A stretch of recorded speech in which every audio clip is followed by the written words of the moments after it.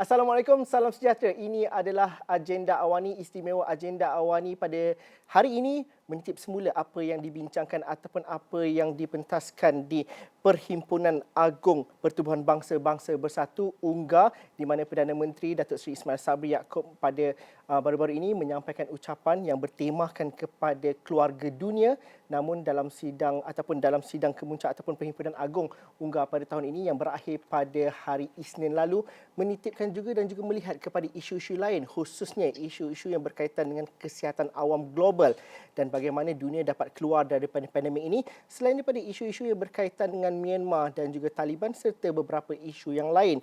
Jadi saya bersama dengan Datuk Saifuddin Abdullah, Menteri Luar, bersama dengan kita pada hari ini. Datuk, terima kasih kerana sudi bersama dalam agenda awani pada hari ini. Kita melihat kepada signifikannya konsep keluarga dunia diangkat di sesi debat umum Pertubuhan Agung Bangsa-Bangsa Bersatu baru-baru ini. Sejauh mana konsep ini dapat menterjemahkan hasrat untuk menyeru seluruh warga dunia untuk bersatu dan menzahirkan kerjasama untuk pemulihan inklusif di peringkat global? Adakah ianya dapat diterima dengan baik? Konsepnya mudah, keluarga, akan tetapi apabila saya baca komen di media sosial, di YouTube UNGA itu, banyak perspektif yang dikeluarkan dari situ. Ramai yang mengatakan kalau kita ni satu dunia, satu keluarga, bagaimanakah Palestin dan juga Israel dapat bersatu, bagaimana isu Rohingya dan sebagainya. Tetapi signifikannya ianya diangkat. Tema yang mudah tetapi membuka diskusi yang lebih banyak. Pandangan Datuk bagaimana? Ya, terima kasih. Saya melihat ucapan sulung Yang Amat Berhormat Datuk Seri Ismail Sabri di UNGA pada kali ini ada dua komponen ataupun ada dua aspek, ya. Satu ialah beliau meneruskan tradisi pimpinan Malaysia. Apabila berucap di UNGA, kita akan menyuarakan beberapa pandangan yang berprinsip dan kita terus menjadi jurubicara bagi golongan ataupun rakyat di mana-mana sahaja yang tertindas seperti Palestin, Afghanistan dan sebagainya. Yang kedua, di situ yang saudara maksudkan tadi, suatu pendekatan yang segar tentang hubungan antarabangsa yang lazimnya ini termasuk dalam kerangka multilateral, di mana kita memperkenalkan idea yang konsepnya itu ialah dunia adalah suatu family atau satu keluarga, dan ini adalah lanjutan daripada konsep keluarga Malaysia.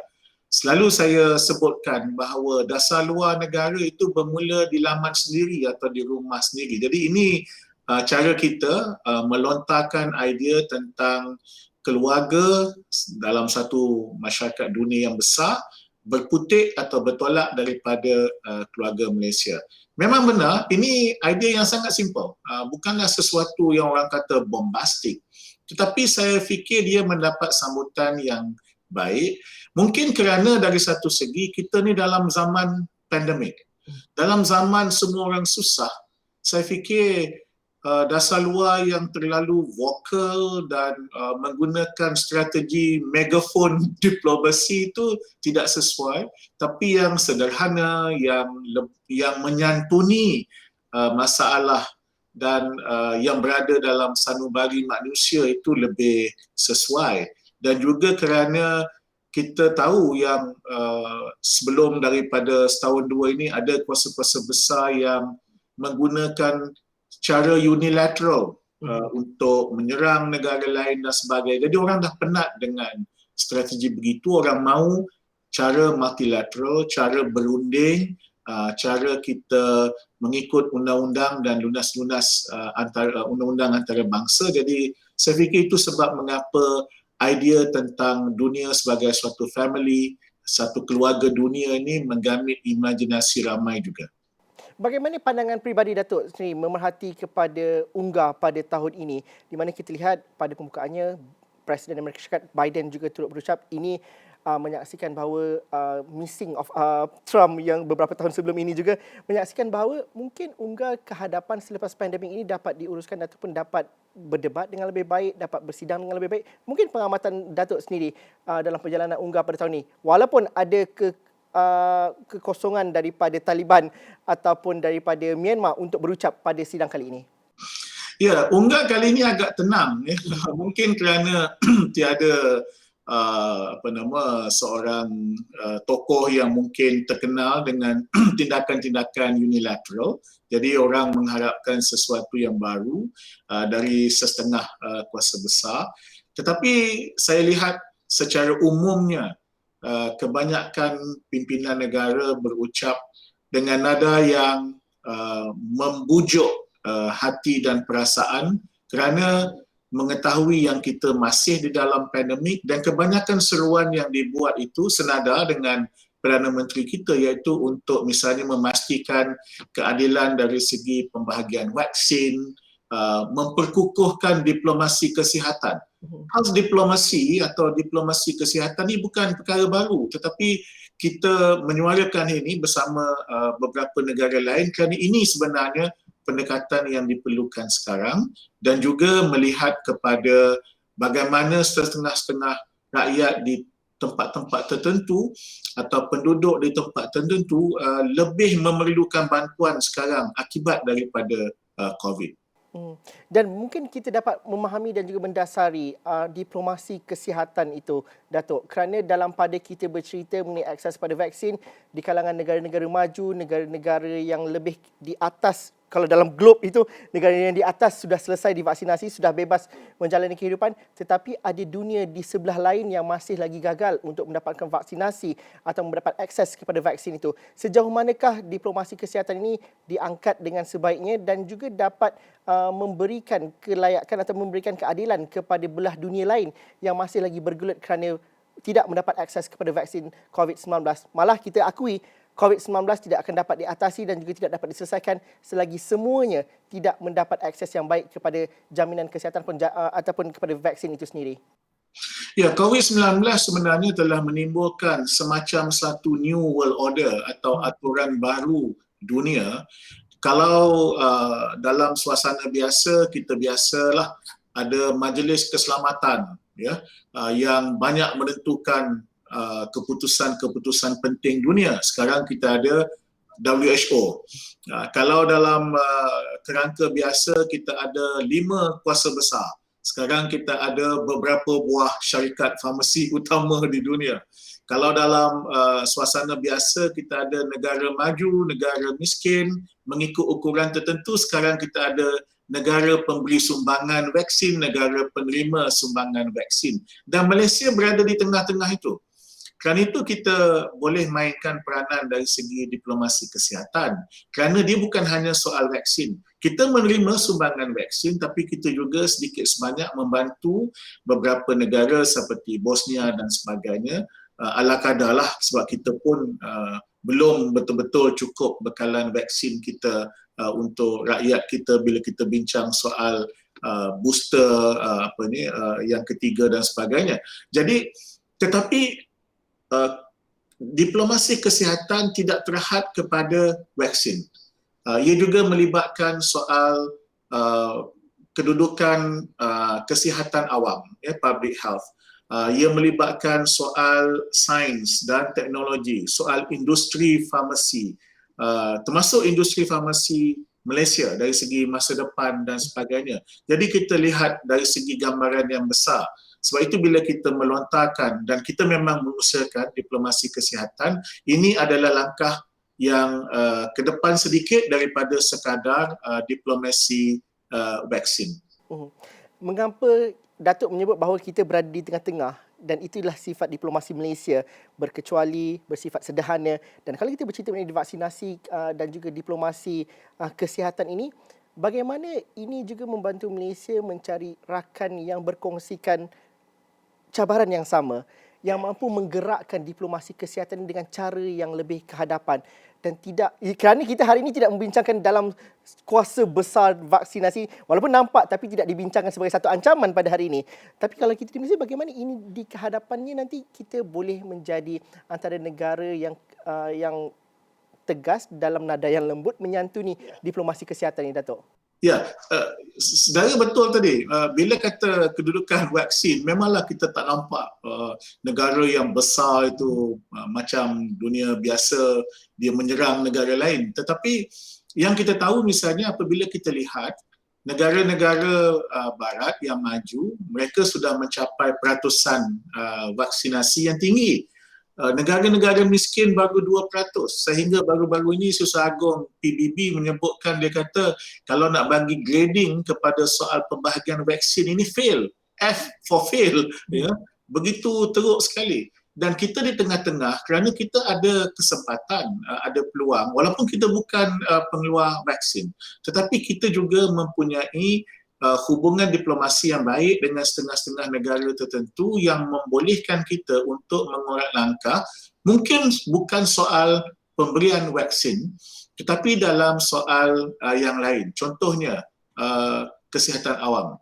Memang betul kita masih berhadapan dengan masalah kita, tetapi ada negara yang lebih teruk yang kita boleh membantu mereka dalam hal-hal tertentu. Dalam soal masa depan industri farmasi, kita mempunyai potensi untuk bergerak ke depan, dan kita harus ingat, ya, sekarang kita cerita COVID-19 dan vaksinnya.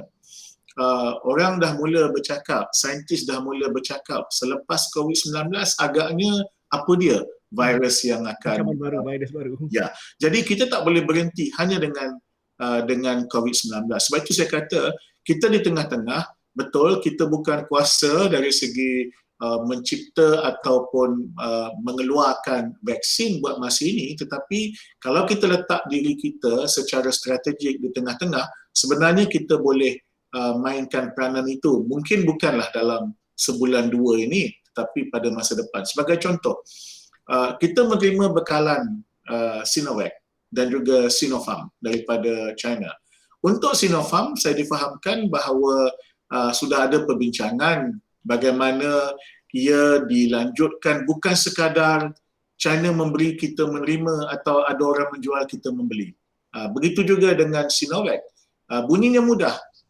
Ia datang dari China dan kemudian kita packaging tu kita lakukan di sini.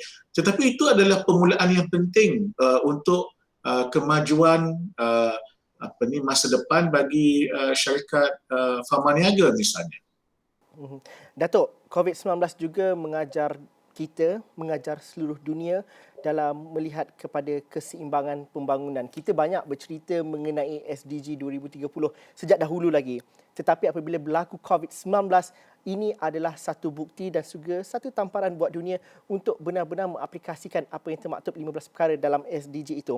Justru bagaimana peranan kita sendiri dalam mencapai dan juga mengangkat matlamat pembangunan mampan di bawah plan agenda pembangunan mampan 2030 ini, dan juga bagaimana itu diterjemahkan dalam ucapan Perdana Menteri baru-baru ini juga?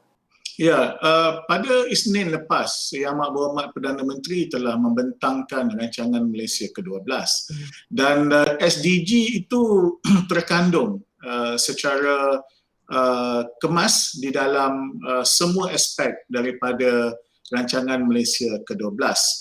Malahan dalam hal-hal tertentu, sebahagian daripada 17 matlamat SDG itu kita sudah capai. Kalaupun tidak sepenuhnya, tetapi dalam ranking yang tinggi di kalangan negara-negara anggota PBB.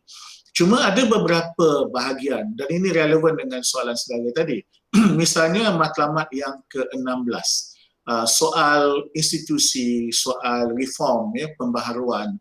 Saya fikir di situ menarik. Dari satu segi, kita mempunyai sistem kesihatan awam yang agak baik, tentulah kita harus perbaiki. Sebab itu, kalau lihat saudara Yang Berhormat saudara KJ pun, antara negeri pertama yang beliau turun padang ialah Sabah. Kerana kita faham masalah kesihatan awam dari segi infra dan sebagainya. Dan itu pada saya lawatan yang tepat.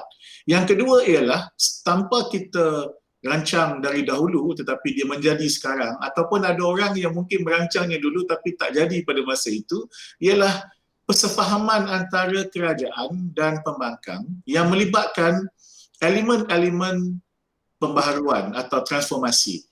Misalnya transformasi dari segi institusi parlimen dan beberapa perkara yang lain. Pada saya itu suatu katalis yang baik untuk dimajukan lagi pencapaian kita di kalangan negara-negara anggota PBB dari sudut SDG.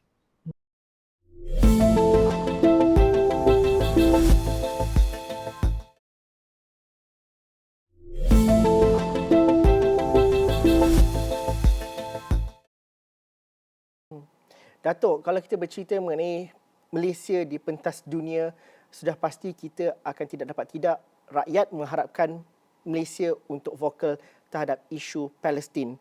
Dunia juga menunggu Malaysia untuk melontarkan pandangan dan juga pendapat mengenai isu Palestin. Tapi dunia hari ini juga melihat kepada ketidaktentuan di Myanmar, melihat juga kepada peralihan kuasa yang berlaku di Afghanistan.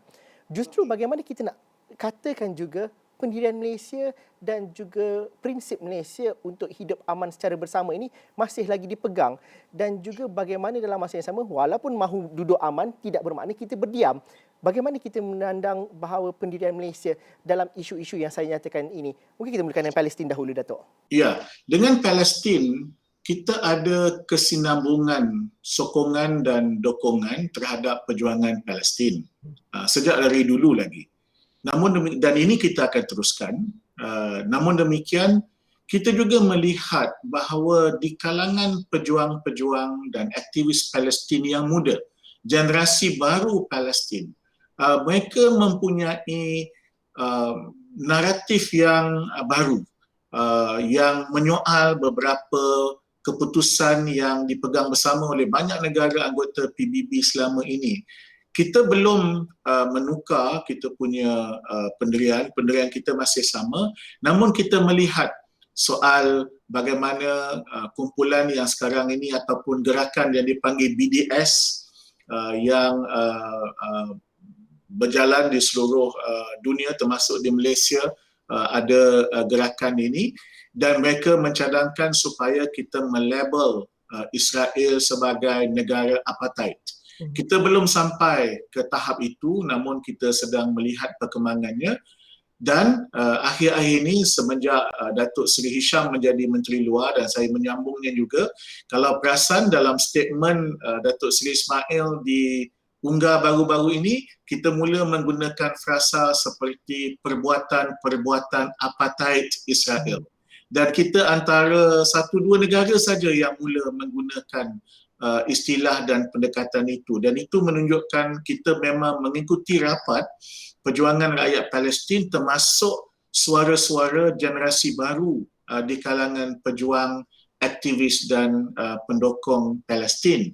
Tentang Myanmar, kita sangat risau kerana special envoy untuk utusan khas pengerusi ASEAN sehingga hari ini masih belum dibenarkan datang ke Myanmar, dan kerana itu kita menilai tentang kedudukan ini. Misalnya pada bulan depan kita akan ada sidang kemuncak negara-negara ASEAN. Jadi mungkin negara-negara ASEAN harus menilai kembali apakah tindakan selanjut kita. Selama ini kita menggunakan constructive engagement, dan ada orang mengkritik ASEAN, mengapa? Adakah kita ni mengiktiraf junta ketenteraan di Naypyidaw? Kita kata itu tidak timbul soalnya, tetapi soalnya ialah constructive engagement. Tapi bila dah 6 bulan Datuk Irwan, Menteri Luar kedua Brunei, tak boleh pergi ke sana untuk menjalankan tugas sebagai utusan khas pengerusi ASEAN, maka negara-negara ASEAN saya fikir harus menilai dengan serius kedudukan Myanmar.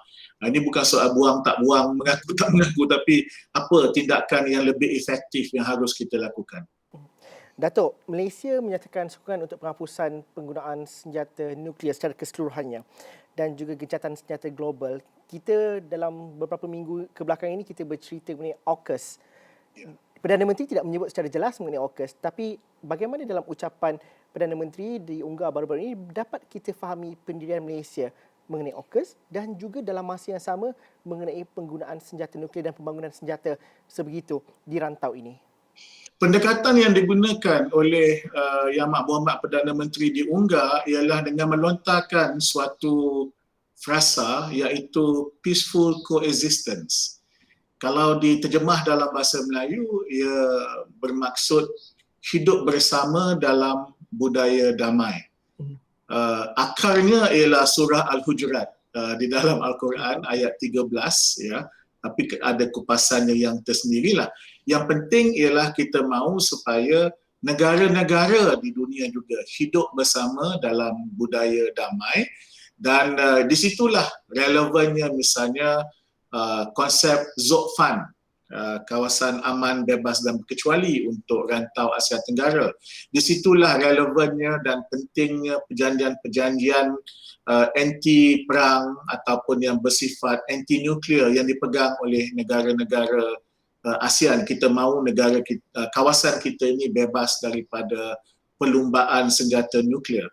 Ialah dalam satu ucapan yang pendek saja diunggah, tak sempat kita nak sentuh semua, tetapi saya fikir bagi mereka yang mengikuti, mereka tahu bahawa ini adalah cara untuk kita menyatakan pendirian. Lagipun Perdana Menteri saya dan Menteri Pertahanan jarang juga satu negara keluar 3 statement tentang AUKUS. Pada saya itu buat masa inilah memadai untuk menyatakan pendirian kita yang tegas dan kerisauan kita tentang apa yang berlaku itu. Datuk, mungkin kalau kita melihat UNGA ianya masih lagi dijalankan secara hybrid pada tahun ini. Sebagai Perdana Menteri juga dengan sidang videonya, begitu juga dengan mungkin ratusan negara-negara lain juga yang tidak menghantar wakil secara fizikal ke UNGA.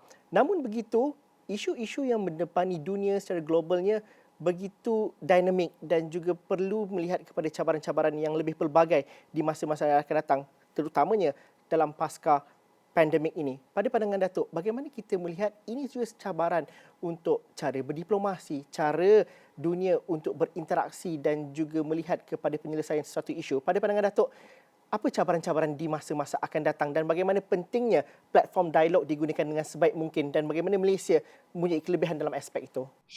Satu daripada kekuatan kita, kita ada penghormatan dari banyak negara sebagai honest broker yang boleh memainkan peranan untuk menyelesaikan sesetengah konflik. Dan kita agak berjaya di selatan Filipina dan kita sedang berusaha di selatan Thailand.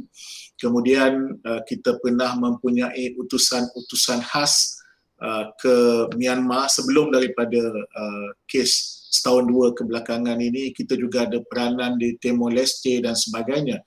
Jadi saya kira kita boleh meneruskan, malahan meningkatkan lagi peranan kita sebagai honest broker ini untuk cuba menyelesaikan konflik di sana sini. Tetapi yang lebih mustahak ialah untuk kita cuba mengikuti apa dia trend yang sedang berlaku di dalam dunia. Sebagai contohnya, apabila sesuatu treaty dibawa untuk dirunding ataupun apabila sesuatu resolusi mula dibawa ke PBB, lazimnya perkara itu sudah mula dibangkitkan sama ada oleh tokoh-tokoh tertentu, ahli akademik maupun oleh masyarakat sivil mungkin 5, 6 atau 10 tahun sebelum. Saya selalu ingatkan kepada diplomat kita supaya kita jangan tunggu sehingga sudah ada naskah untuk dirundingkan. Kalau itu kita sebenarnya dah terlambat. Kita harus ikut trend itu dari awal lagi, 5, 6, mungkin 10 tahun daripada itu. Sebagai contoh, hari ini kita berhadapan dengan masalah setengah-setengah negara yang tidak mahu membeli atau mengharamkan kelapa sawit. Memang benar, setengah-setengah negara itu niat dia memang tak baiklah. Dia protectionism kepada produk dia memang tak suka produk kita. Tapi setengah-setengahnya itu mungkin kerana asas-asas alam sekitar, mungkin asas-asas buruh paksa mungkin. Baik. Saya tak kata kita buat benda-benda itu. Saya yakin syarikat-syarikat kita tak buat benda-benda itu. Tapi proses melobinya sebelum ia menjadi keputusan oleh negara tertentu itu sebenarnya dah berlaku 5-6 tahun sebelum itu. Kalau kita tak cakna dengan putik-putik bermulanya diskurs itu, kita cuma tahu bila parlimen dia nak luluskan satu bil mengharamkan kelapa sawit kita. Masa tu kita sudah agak terlambat. Jadi sebab saya nampak dalam perkembangan hari ini, keputusan-keputusan, ada sesetengah keputusan di peringkat antarabangsa yang ada kesan kepada peniaga-peniaga kita dan produk-produk keluaran Malaysia itu, dia punya debat itu, dia punya putik-putik sebelum menjadi undang-undang dan sebagainya itu dah bermula 5-6 tahun sebelum. Jadi kita kena cakna dengan perkembangan tersebut. Itu juga pentingnya kita mulakan diskusi dan setiap-tiapnya dalam platform seperti Agenda Awani ini, Datuk berkongsikan mengenai perkara-perkara yang berkaitan dengan UNGA, kerana ramai kata, apa kaitan dengan Malaysia dan sebagainya, apa kaitan dengan rakyat Malaysia seperti biasa. Tapi inilah buktinya bahawa ada beberapa perkara itu perlu cakna, perlu kita mulakan dan juga perbualkan secara lebih kerap dan juga lebih menyeluruh. Terima kasih Datuk kerana sudi bersama dengan kami dalam Agenda Awani episod kali ini. Terima kasih juga kepada anda yang menonton. Ada pandangan, ada cadangan, teruskan bersama kami di platform digital kami. Assalamualaikum, salam sejahtera. Kita jumpa lagi.